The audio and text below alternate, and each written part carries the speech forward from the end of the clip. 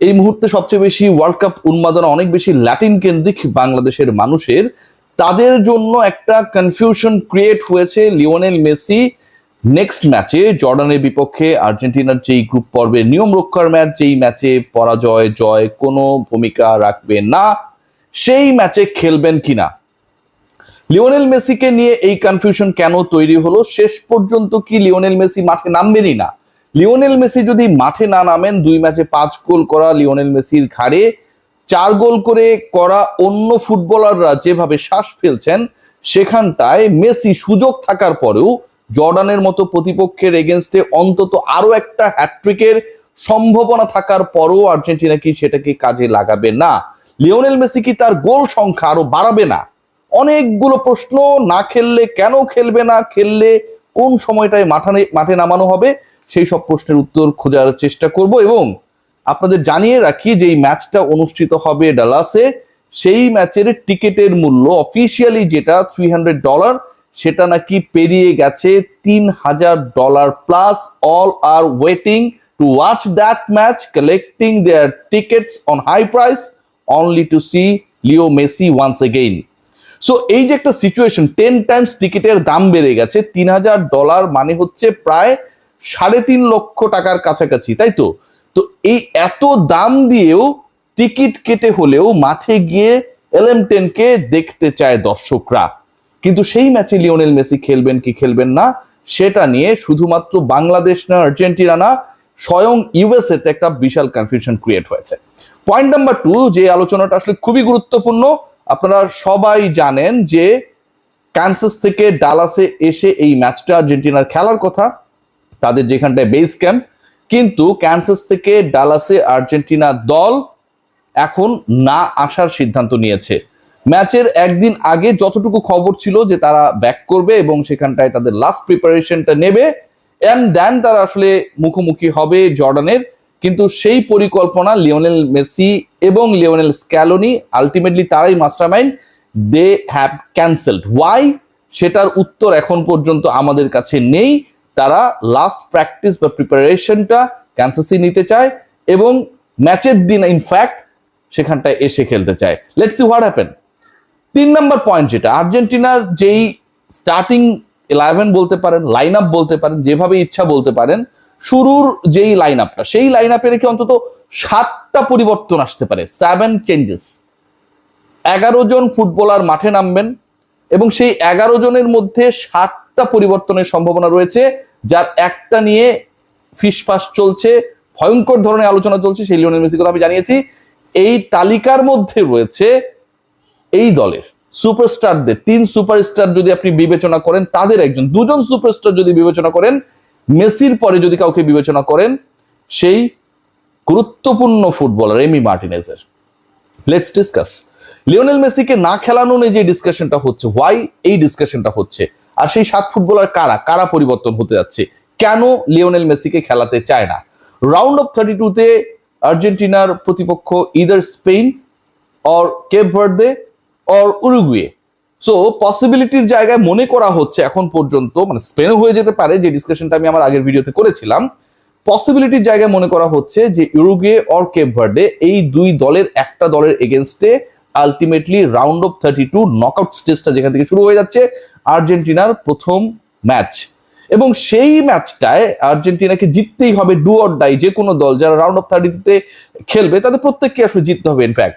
So ওইখানটায় Argentina তাদের fresh and অনেক বেশি স্বাচ্ছন্দ্যপূর্ণ স্কোয়াডটাকে চায়, ইনজুরি প্রবণ না, ফুরফুরে মেজাজে, টায়ার্ডনেস থাকবে না, এরকম একটা ব্যাপার স্যাপার পরিকল্পনার মধ্যে রয়েছে লিওনেল স্ক্যালোনির।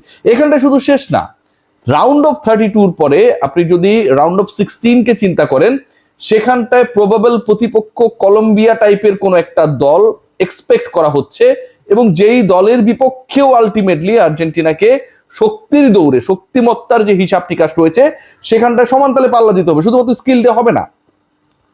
আমরা যদি কোয়ার্টার ফাইনাল স্টেজে যাই, টপ 8-এর যে লড়াই, যদি Argentina round of 32 and round of 16 জিতে যায়, তাহলে সেখানটায় সবচেয়ে বিগেস্ট ম্যাচেস গুলোর in the ever history of the world cup হতে যাচ্ছে। সেই ম্যাচটায় আর্জেন্টিনা একদিক থেকে যদি জিতে যায়, অপর দিক থেকে মানে তাদের প্রতিপক্ষ হয়ে যাবে পর্তুগাল, তারা যদি একই ফ্লোতে আগায়। সো পর্তুগালের এগেনস্টে আর্জেন্টিনা যদি টপ 8-এ মুখোমুখি হয়, সেই ম্যাচ ডিসাইড করবে যে এই গ্রহের, এই বিশ্বের বেস্ট এভার দুজন ফুটবলারের একজন টিকে থাকবেন, আরেকজনের বিদায় ঘটবে। এবং সেটা it's not going to be a easy task for Argentina and Portugal, দুই টিমের জন্য। এরপরে ব্রাজিলের প্রতিপক্ষ হওয়ার সম্ভাবনা রয়েছে যদি সেই ম্যাচে আর্জেন্টিনা তাদের উইন কনফার্ম করে, ব্রাজিলের বিপক্ষে সেমিফাইনালসে তাদের খেলতে হবে। সো এই যে আমি বললাম সেমিফাইনালে ব্রাজিল যদি সবকিছু ঠিক থাকে, কোয়ার্টার ফাইনালে পর্তুগাল, রাউন্ড অফ 16-এ তাদের প্রতিপক্ষ হতে পারে কলম্বিয়া, রাউন্ড অফ 32-তে তাদেরকে প্রতিপক্ষ হতে পারে কেপ ভার্দে। শক্তিমত্তার এই জায়গাগুলোতে আর্জেন্টিনা আসলে সকল ধরনের টেনশনের জায়গা, যেটা কনফিউশনের জায়গা, যেটা নিয়ে আসলে একটা দল ভুগতে পারে ইনজুরি, সেটা থেকে দূরে থাকতে চায়। সো পর্যাপ্ত বিশ্রাম এনশোর করার জন্য আসলে Lionel Messi and his company যারা ইফেক্টিভ তাদেরকে বিশ্রাম দেওয়ার একটা পরিকল্পনা চলছে। এবং একই সাথে যেই ফুটবলারদেরকে পরখ করা হয় নাই, ধরেন ইনফ্যাক্ট এই যে ক্রিস্টিয়ান রোমেরো ইনজুরিতে পড়েছেন, তার পরিবর্তে আপনি যাকে খেলাবেন সেটা তো ইনজুরিতে পড়ার কারণেই আপনি আরেকজনকে খেলানোর সুযোগ পাচ্ছেন। এখানটায় আপনি সেই বিলাসিতা দেখাতে পারেন, কারণ একটা ম্যাচে আপনি যদি মনে করেন যে আপনি ড্র করবেন, আপনি রিস্ক নেবেন না, আপনি জয়ের চেষ্টা করবেন না জর্ডানের এগেনস্টে, কোনো প্রবলেম নাই। কিন্তু নকআউট স্টেজে কিন্তু সেই জায়গাটা একটা বড় ফ্যাক্টর হয়ে যাবে। সো ফ্রম দ্যাট কানেকশন যে পরিবর্তনগুলো হতে পারে, হওয়ার সম্ভাবনা রয়েছে, অনেকের নাম সেখানটায় রয়েছে। টপে রয়েছে লিওনেল মেসি, কিন্তু আপনাদের সুখবর দিতে চাই, লিওনেল মেসি শেষ পর্যন্ত যতটুকু মনে করা হচ্ছে যে ফুল 90 মিনিট হয়তো খেলবেন না, বাট ম্যাচের একটা সিচুয়েশনে লিও মেসিকে নামানো হবে, এবং সেই সিচুয়েশনটা হতে পারে হাফ টাইমের পর, 53-54 মিনিটের পর, অথবা হাফ টাইমের পর টানেল দিয়ে ফুটবলাররা যখন বের হয় তখনই অনেক দল পরিবর্তন করে ফেলে। সেই জায়গায় হয়তো লিওনেল মেসি খেলবেন, তার প্রেজেন্সটা আমরা জর্ডান ম্যাচে দেখতে পাবো বলে এক্সপেক্ট করা হচ্ছে। একবারই খেলবেন না তেমনটা না, বাট আপনি যদি আমাকে আস্ক করেন যে লিওনেল মেসিকে পরের ম্যাচে খেলানো উচিত কিনা, তাকে বিশ্রাম দেওয়া উচিত কিনা, আমি বলবো ভাই নো, লিও মেসিকে পরের ম্যাচে অবশ্যই খেলাতে হবে। এ কারণেই খেলাতে হবে, 2 ম্যাচে যিনি 5 গোল দিয়েছেন, তার পরের ম্যাচে অন্তত আরো 2-3টা গোল পাওয়া, অ্যাড হওয়া এবং গোল্ডেন বুটের লড়াইয়ে এগিয়ে যাওয়ার জন্য সেই ম্যাচটা খেলা উচিত।